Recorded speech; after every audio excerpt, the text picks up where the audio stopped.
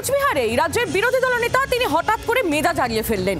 এক সিভিক ভলেন্টিয়ারকে দেখে উত্তেজিত হয়ে পড়লেন শুভেন্দু অধিকারী। তার নাম পরিচয় জানার চেষ্টা করেন রাজ্যের বিরোধী দলনেতা। শুধু তাই নয়, এই নাম পরিচয় জানার চেষ্টার পরেই হঠাৎ করে উত্তেজিত হয়ে ওঠেন শুভেন্দু অধিকারী। এই পোশাক পরে মমতা পুলিশের সিভিক ভলেন্টিয়ার, বলেন নাম বলেন না ভাই।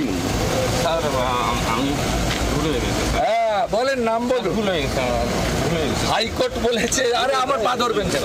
ভুলে গেছি। আপনি বলেন নাম বলুন। ভুলে গেছি। এটা পোশাক, ভুলে গেছি স্যার। টাকা তুলে দেন তো পুলিশগুলোকে, আর ওরা ভাইপোকে পাঠায়। স্যার ভুলে গেছি। আপনাদের বেশি দিন না, চিরদিন কাহারও সমান নাই যায়। ভুলে গেছি স্যার। ভুলে গেছি স্যার। এই হচ্ছে সিভিক ভলেন্টিয়ার।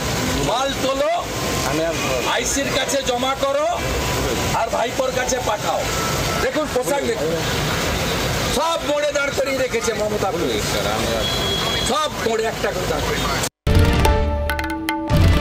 বাংলার আওয়াজ, বাঙালির আবেগ, জি 24 ঘন্টা।